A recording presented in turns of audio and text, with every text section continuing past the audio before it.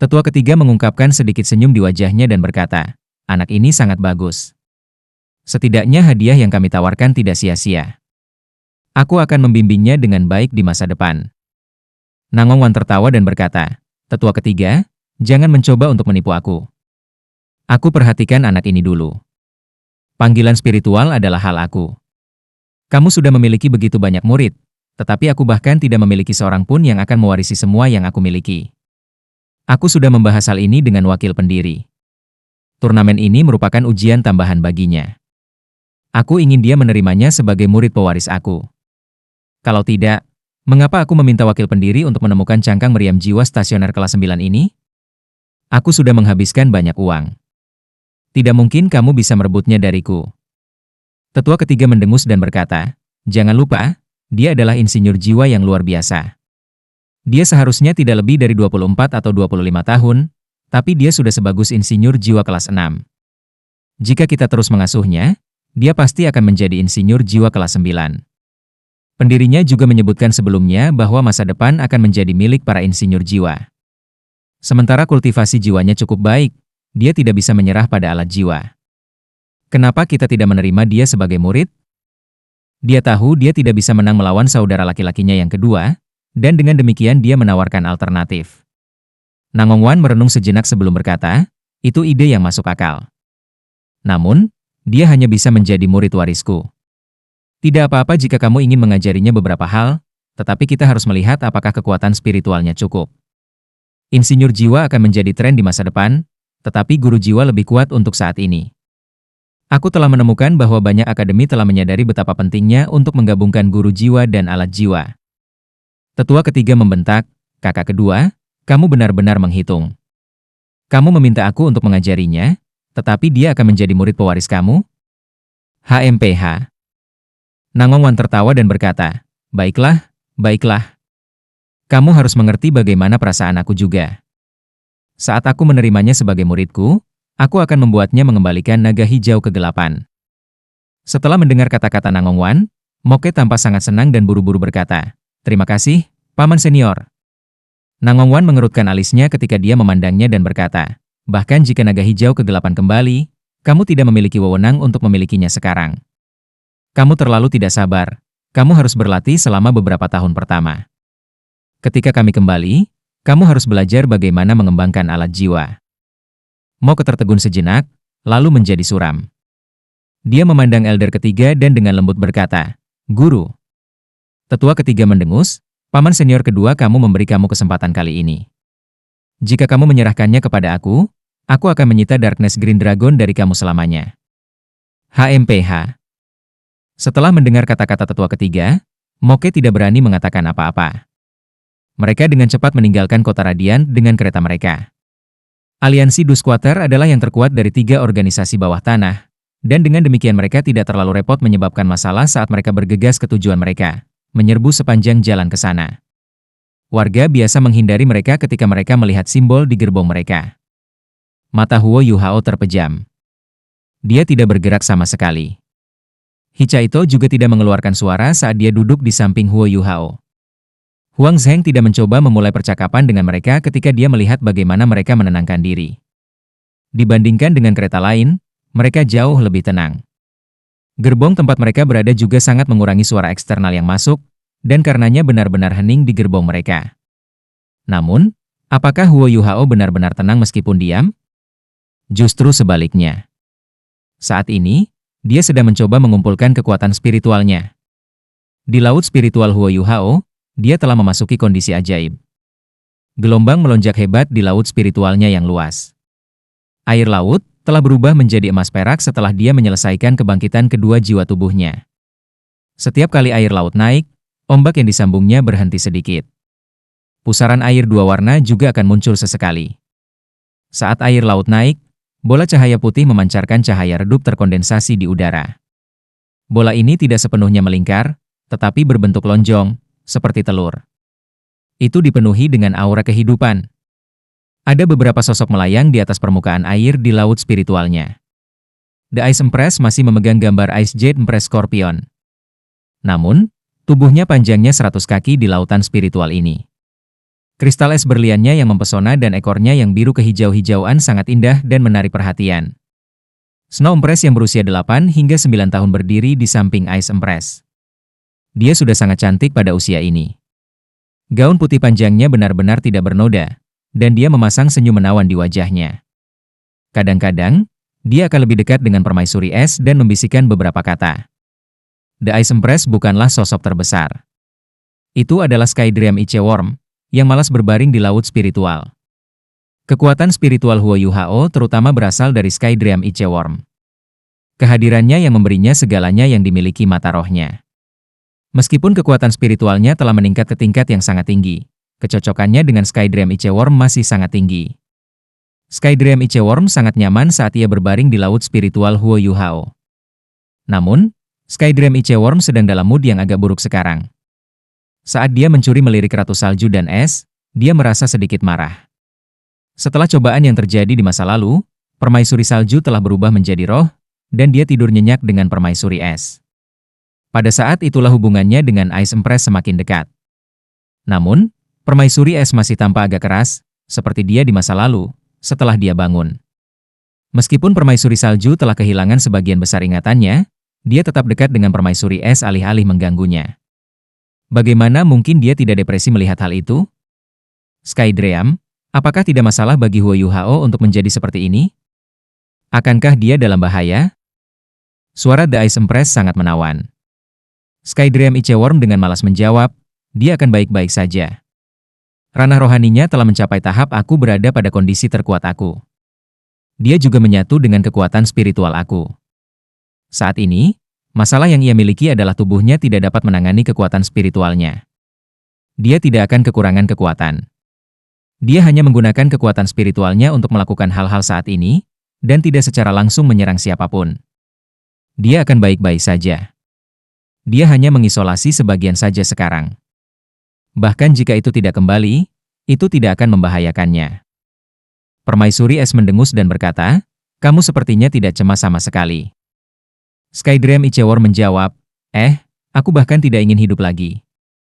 Apa yang perlu dicemaskan? Bahkan jika sesuatu terjadi padanya, aku akan mati bersamanya. Permaisuri es tertegun sejenak. Tidak ingin hidup lagi? Tidak ada seorang pun di dunia ini yang tahu logika ini lebih baik dari kamu.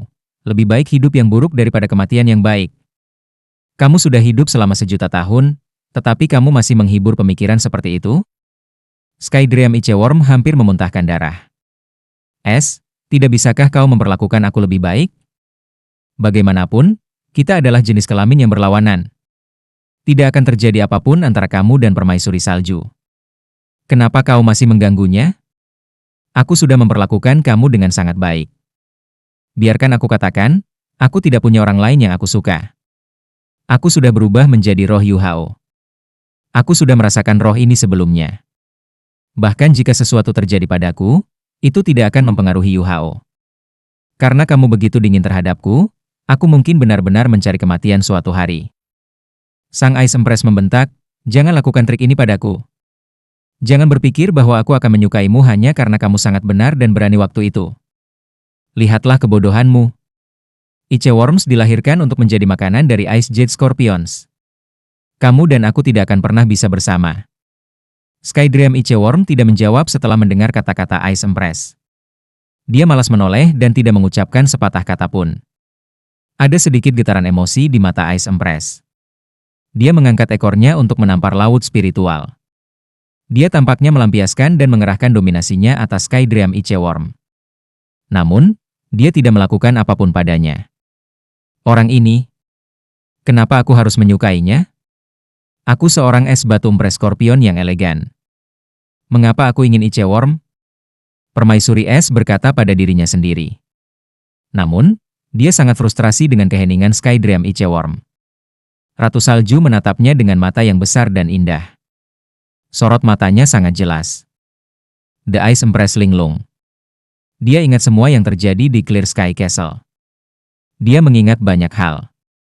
Dia ingat bagaimana Skydream Iceworm sangat menentukan, dan kata-kata terakhir Ratu Salju. Jangan bilang aku benar-benar. Pada saat ini, bola cahaya di atas lautan rohani pecah, dan sebuah proyeksi muncul darinya. Detak jantung berirama tiba-tiba terdengar. Proyeksi perlahan turun dan muncul di depan dua ratu dan Skydream Iceworm. Bagaimana perasaan kalian semua? Rasakan aura aku. Huo Yuhao telah turun. Saat ini, ia tampaknya sepenuhnya terbentuk dari kekuatan spiritual. Dia berwarna putih sedingin es, seolah-olah dia diukir dari es. Namun, ada cahaya keemasan redup di sekelilingnya. Skydream Iceworm akhirnya membuka mulutnya. Dia mengangkat kepalanya dan datang di depan Huo Yuhao. Dia memuji, Oviparity. Tidak buruk, tidak buruk. Kamu benar-benar dapat melepaskan ranah material imaterial, dan untuk sementara mencapai ranah material-material. Namun, jangan lupa bahwa kamu tidak punya banyak waktu. Meskipun kamu tidak akan terpengaruh bahkan jika diri spiritual kamu hilang, kamu masih akan menderita kehilangan ingatan jangka pendek. Laut spiritual kamu juga akan sangat terpengaruh. Kamu harus pulih setidaknya 3 bulan sebelum kembali normal. Itu sebabnya kamu harus kembali dalam 2 jam. Pada saat yang sama, kamu tidak dapat melampaui ruang dengan tubuh kamu yang sebenarnya. Mendapatkan? Huo Yuhao mengangguk dan berkata, jangan khawatir, Brother Skydream. Aku tahu batasan aku. Juga, aku sangat ingin melihat berapa banyak yang akan kita dapatkan dari pertunjukan malam ini, dan siapa yang akan menjadi pemeran utama. Ketika dia selesai berbicara, dia mengungkapkan senyum lebar di wajahnya. Ketika dia melihat Skydream Iceworm, dia mengiriminya pesan secara telepati. Saat punggungnya menghadap Ice Empress, dia tidak menemukan apapun. Huo Yuhao bukan orang yang harus dilindungi lagi oleh Ice Empress dan Skydream Iceworm. Dia sudah dewasa. Dia tidak lagi kalah dengan ratusan ribu tahun dan jutaan tahun jiwa buas di tingkat spiritual. Skydream Iceworm menunjukkan ekspresi yang sedikit aneh saat dia mengangguk pada Huo Yuhao. Setelah itu, dia menyeringai, mengungkapkan senyum dari Iceworm. Gerbong mewah aliansi Dusquater akhirnya berhenti. Pada titik ini, mereka berada di pinggiran barat 5 mil di luar Radiant City. Huo Yuhao tampaknya sudah bangun pada saat yang tepat. Ketika dia membuka matanya, dia tampak sedikit bingung. Namun, tidak ada yang memperhatikan bahwa pola cahaya yang menyimpang telah muncul di antara kedua alisnya, karena menghilang tepat setelah itu muncul. Kami sudah tiba, sebuah suara dideklarasikan dari luar. Huang Zheng turun dari gerbong pertama, diikuti oleh He Chaito. He Chaito menurunkan kursi roda Huo Yuhao terlebih dahulu sebelum menurunkannya. Huo Yuhao tampak linglung. Namun, dia kembali normal ketika angin malam bertiup melewatinya. Dia menyipit dan mengaktifkan deteksi spiritualnya. Huo Yuhao sedikit terpana. Acara malam ini benar-benar berskala besar. Dia merasakan ribuan orang di sekitarnya. Mereka jelas dipisahkan menjadi 3 wilayah dalam 3 arah yang berbeda. Perbedaan terbesar antara ketiga wilayah itu adalah aturan berpakaian orang-orang di dalamnya, karena mereka semua dihiasi dengan warna yang berbeda. Camp Dusquater Lions ada di depan. Di sebelah kiri depan adalah orang-orang berjubah prajurit putih. Di kanan depan, orang-orang berpakaian kuning. Chen An melompat dari kereta pada saat ini dan dengan cepat memperkenalkannya. Malam ini, semua anggota senior dari 3 organisasi bawah tanah ada di sini. Ketiga pihak sangat menghargai turnamen ini, dan mereka semua telah mengirim barisan terkuat mereka ke acara malam ini.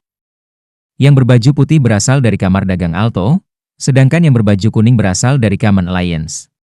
Terlepas dari 3 pihak ini, beberapa keluarga terkemuka di Radiant City juga diundang, serta beberapa klien kaya yang banyak bertaruh pada turnamen malam ini. Satu-satunya batasan yang dimiliki ketiga pihak adalah bahwa tidak boleh ada lebih dari 1.000 tamu dari masing-masing pihak. Sisanya adalah penonton. Bagaimanapun, semuanya akan dilakukan dengan adil, jadi tolong jangan khawatir. Bibir Huo Yuhao bergerak sedikit. Untuk beberapa alasan, dia merasa bahwa turnamen hari ini akan lebih adil daripada turnamen Master Jiwa Pemuda Elit-Elit.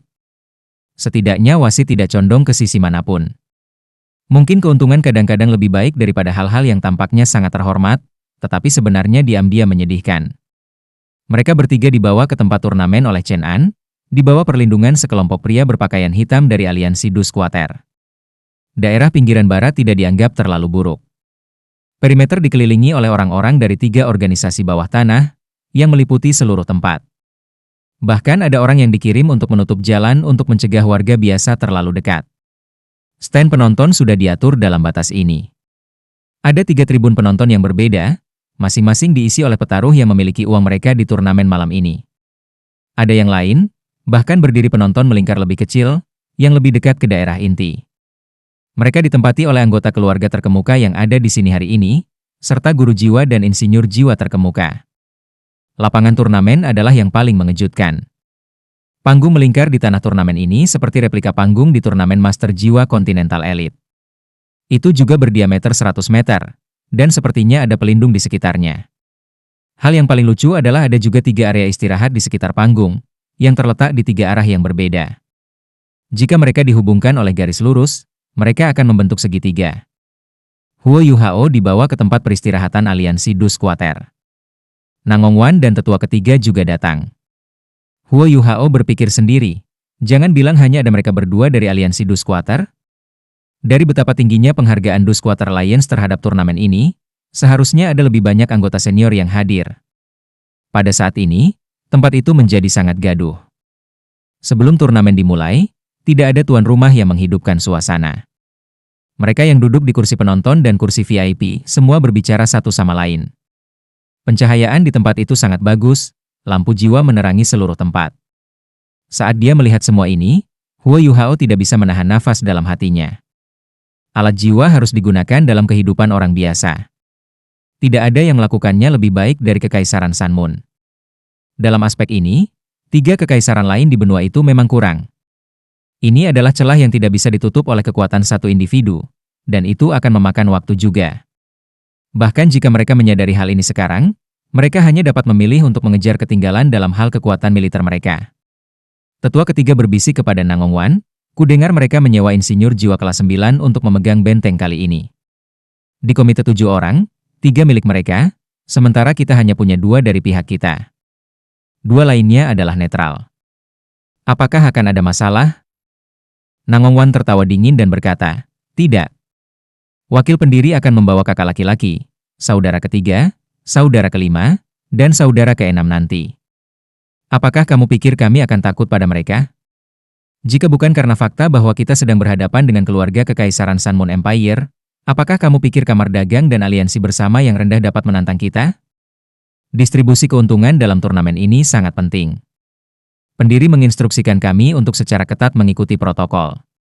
Namun, kita harus dapat memperoleh fleksibilitas di beberapa area dengan wakil pendiri di sekitarnya. Aku benar-benar ingin melihat apakah orang-orang yang mereka menepi akan berani menentang kami. Tetua ketiga juga mengungkapkan senyum dingin di wajahnya, dan mengangguk tanda terima kasih. Meskipun Huo Yuhao terlihat sangat tenang, dia mengamati segala sesuatu di sekitarnya dengan serius. Setelah dia mendengar dari Nangongwan bahwa akan ada lebih banyak anggota senior dari Gereja Roh Kudus yang datang kemudian, dia diam-diam terkejut oleh kekuatan dan fondasi Gereja Roh Kudus. Namun, dia juga senang, karena pasti ada dispersi dari kekuatan Gereja Roh Kudus. Ketika sesuatu terjadi, mereka akan berada dalam masalah besar. Saat ini, semua orang dari ketiga pihak sudah tiba. Seseorang datang untuk menanyakan sesuatu pada Nangongwan.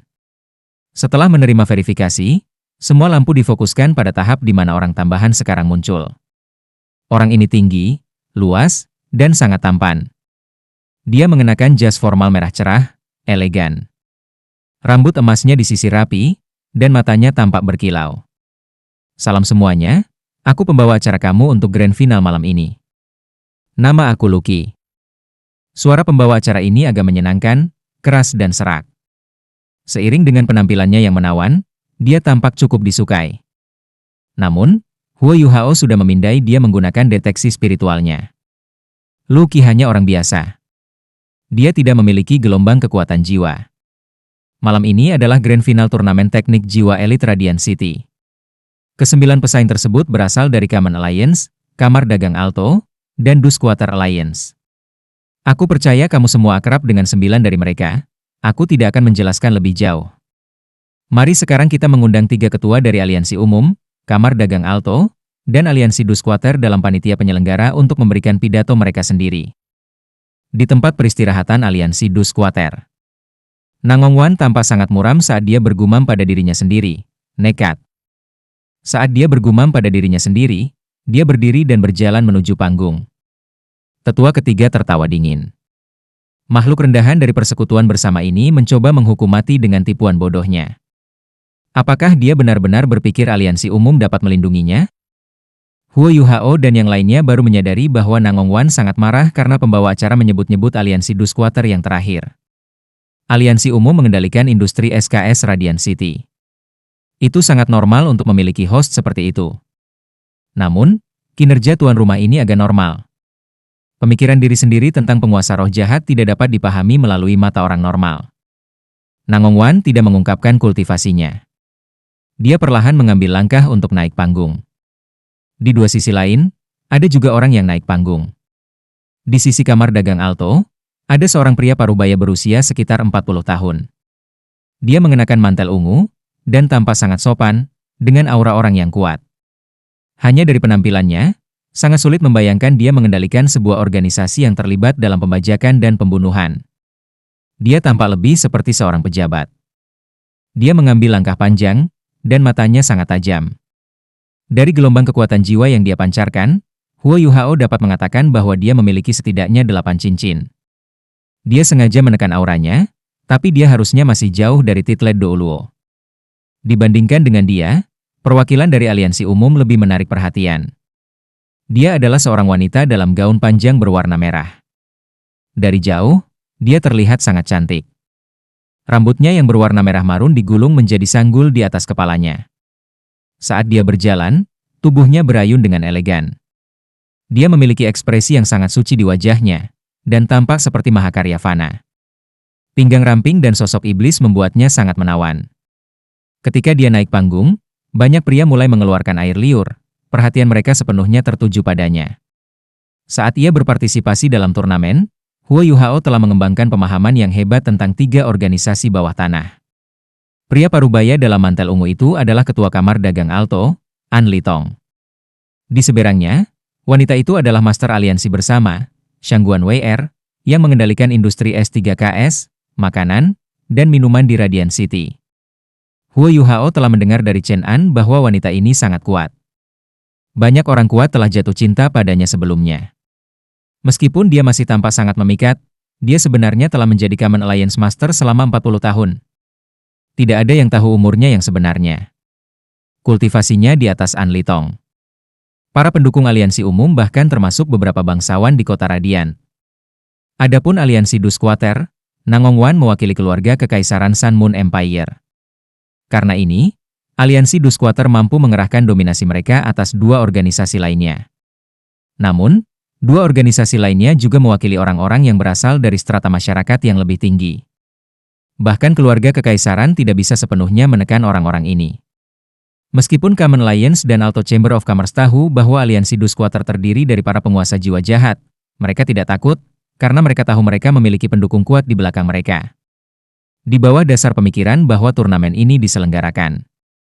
Di permukaan, sepertinya turnamen itu adalah tipu muslihat oleh 3 organisasi untuk mendapatkan keuntungan dari wisatawan.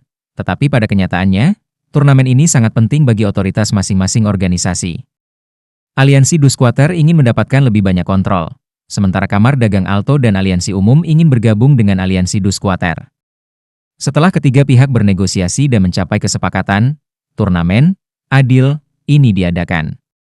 Seperti yang dirasakan Huo Yuhao, turnamen bawah tanah ini bahkan lebih adil daripada turnamen Master Jiwa Pemuda Elit-Elit. Terlalu banyak mata menonton. Apa keuntungan terbesar bagi ketiga organisasi bawah tanah? Hanya anggota senior organisasi ini yang tahu.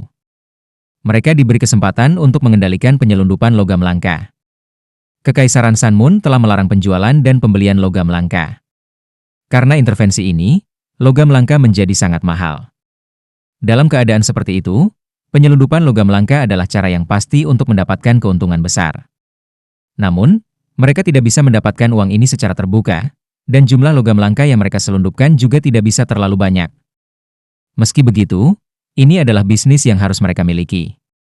Antara keluarga kekaisaran, militer, dan kaum bangsawan yang tidak ingin memiliki sepotong kue, ini juga yang mereka lakukan sebelumnya. Namun, Su Tianran telah menemukan semua ini saat dia perlahan naik ke tampuk kekuasaan. Operasi penyelundupan 3 arah menyebabkan hilangnya logam langka melebihi apa yang diinginkan Kekaisaran Sun Moon. Su Tianran sangat marah, dan mengambil keputusan. Dia tidak bisa sepenuhnya menghentikan semuanya. Semakin ia mencoba mengendalikan operasi penyelundupan semacam itu, semakin besar reaksi yang akan ia terima. Selain itu, dia belum benar-benar naik tahta, dan tidak berani sepenuhnya menyinggung militer dan bangsawan. Setelah merenungkan masalah ini, dia adalah orang yang mendukung turnamen bawah tanah sebagai cara berurusan dengan otoritas yang dimiliki oleh 3 organisasi bawah tanah. Siapapun yang memenangkan turnamen ini akan diberi kendali penuh atas operasi penyelundupan logam langka. Tentu saja, parti yang menang masih harus menyerahkan iuran yang mereka pinjam kepada 2 parti lainnya. Itu adil seperti itu. Dibandingkan dengan industri lain, keuntungan dari penyelundupan logam langka terlalu menarik. Ketiga pihak bersaing untuk itu. Itu sebabnya hadiah untuk memenangkan turnamen ini sangat menguntungkan. Tentu saja, semua ini dilakukan di belakang layar. Tidak hanya Huo Yuhao tidak sadar, tetapi para insinyur jiwa di turnamen, termasuk Huang Zheng, juga tidak tahu tentang ini. Bagi Su Tianran, itu adalah cara baginya untuk mengendalikan organisasi bawah tanah. Dia harus ikut serta dalam penyelundupan logam langka juga. Bagaimana dia bisa melakukannya? Melalui aliansi Dus Quater, atau lebih tepatnya, Gereja Roh Kudus. Dia bertekad. Lucky tersenyum ketika dia berdiri di satu sisi. Dia membimbing para pemimpin dari 3 organisasi bawah tanah ke tengah panggung. Mari kita undang 3 ketua untuk memberikan pidato. Pertama, mari kita undang Master Aliansi Dus Quater, Nangong Wan, untuk memberikan pidatonya. Meskipun Nangong Wan ingin membunuh Lucky, dia tidak menunjukkannya di atas panggung. Dia berkata, turnamen ini diselenggarakan bersama oleh ketiga organisasi. Aku pikir kita dapat menganggap ini sebagai kontribusi bagi industri kekaisaran, dan itu berjalan cukup baik juga. Malam ini, aliansi Dus Quater bertekad untuk menang. Aku juga percaya bahwa pesaing kita mampu melakukannya, tetapi kejuaraan akan menjadi milik kita. Bagi mereka yang belum bertaruh, kamu mungkin ingin mempertimbangkan kami. Setelah selesai berbicara, dia melangkah mundur sebagai tanda bahwa dia telah selesai. Yang kedua berbicara adalah An Litong. Dia melirik Nangong Wan dan tersenyum sok. Sepertinya Tuan Nangong sangat percaya diri. Namun, aku tidak setuju dengan kamu. Perwakilan dari Kamar Dagang Alto adalah semua elit dari generasi muda insinyur jiwa. Aku benar-benar percaya diri pada mereka. Di sini, aku akan mewakili Kamar Dagang dan mempertaruhkan 10 juta koin jiwa emas untuk menang. Selama salah satu dari mereka menang, aku akan menyumbangkan keuntungan untuk semua orang. Saat dia mengatakan ini, semua orang terkejut. 10 juta koin jiwa emas. Bahkan jika mereka dihargai pada genap, potensi keuntungan masih 10 juta koin jiwa emas.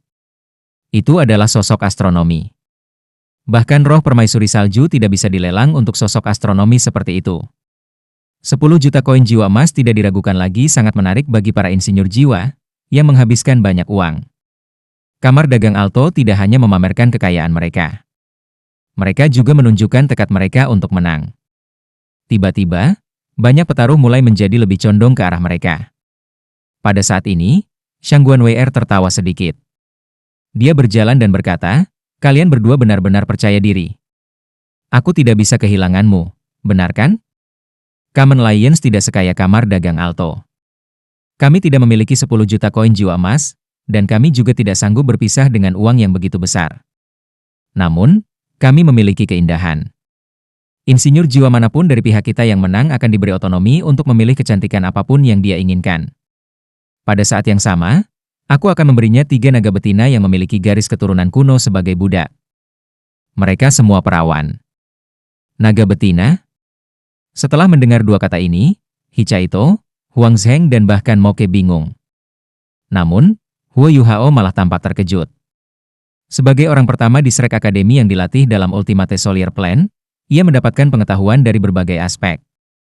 Dia pernah mendengar tetua MU menyebutkan naga perempuan sebelumnya. Apa mereka? Mereka adalah makhluk khusus yang setengah manusia dan setengah binatang. Namun, hanya wajah naga betina yang menyerupai manusia. Mereka memiliki sisik di tubuh mereka. Namun, sisik mereka akan hilang saat berhubungan S3KS. Ketika itu terjadi, naga betina akan mengungkapkan kecantikan mereka yang menakjubkan.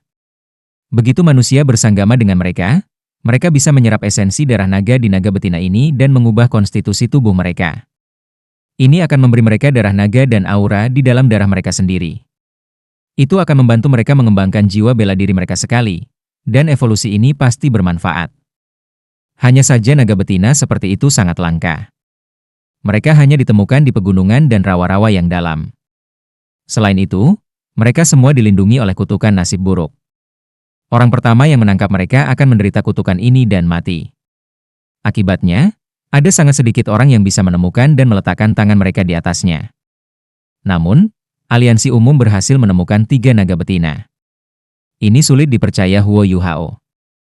Naga betina tidak benar-benar membantu mereka yang memiliki jiwa bela diri yang sudah sangat kuat. Namun, mereka sangat berharga bagi para insinyur jiwa. Banyak insinyur jiwa mengkonsumsi obat-obatan dan pil untuk meningkatkan jiwa bela diri mereka. Namun, obat dan pil seperti itu sering mengandung kotoran. Ketika kultivasi mereka mencapai tingkat tertentu, mereka akan merasa sangat sulit untuk meningkatkan lebih lanjut. Beberapa dari mereka bahkan mungkin menderita efek samping. Jika mereka bisa bersetubuh dengan naga betina perawan, masalah-masalah ini tidak akan ada lagi. Kekuatan garis keturunan naga betina bisa menghilangkan kotoran di tubuh mereka dan mengembangkan jiwa bela diri mereka. Mereka tidak akan menghadapi hambatan apapun saat mereka maju menjadi title Douluo. Ya, 10 juta koin jiwa emas adalah banyak uang. Namun, uang tidak bisa membeli naga betina. Naga betina terlalu berharga untuk insinyur jiwa. Mengenai wanita naga, Huo Yuhao tidak perlu menjelaskannya kepada Hichaito dan Huang Zheng. Lu Qi sudah membicarakan apa itu. Setelah mendengar kata-katanya, Huo Yuhao bisa dengan jelas merasakan napas Huang Zheng semakin berat. Sebaliknya, Hichaito tampak sangat tenang. Huo Yuhao tanpa sadar mengangguk pada Hichaito. Hichaito mengungkapkan niat tersenyum dengan matanya. Meskipun dia tidak mengatakan apa-apa, jawabannya jelas. Xiao Xiao, kamu benar memilih senior kedua sebagai partnermu. 3 organisasi bawah tanah bergiliran untuk mengekspresikan pendirian mereka, tetapi tanpa ragu, Shangguan Wei mencuri perhatian. Nangong Wan memucat. Namun, dia tidak akan melangkah untuk berbicara lagi pada saat ini. Selain itu, dia tidak bisa mengungkapkan bahwa aliansi Dusquater bersedia untuk menawarkan peluru meriam jiwa stasioner kelas 9. Ini membuktikan satu hal. Untuk menonjol, mereka harus bertindak lebih lambat dari yang lain. Nangong Wan kembali ke area istirahat dan menoleh untuk melihat Huo Yuhao. Dia berkata, aku ingin kamu mencoba yang terbaik untuk membunuh siapapun yang mereka kirim. Kamu dapat menggunakan kemampuan apapun yang kamu miliki. Jika sesuatu terjadi, aku akan bertanggung jawab. Anak muda, lakukan yang terbaik. Ketika turnamen ini berakhir, kamu pasti akan mendapat manfaat besar. Aku akan mendapatkan salah satu naga betina yang Shangguan Wei sebutkan untukmu juga. Huo Yuhao sedikit terpana. Dia tidak tahu Nangong Wan sangat menghormatinya. Namun, itu sudah diduga. Ketika dia mengalahkan Moke sebelumnya, taktik Master Roh jahatnya telah meyakinkan Nangong Wan sepenuhnya.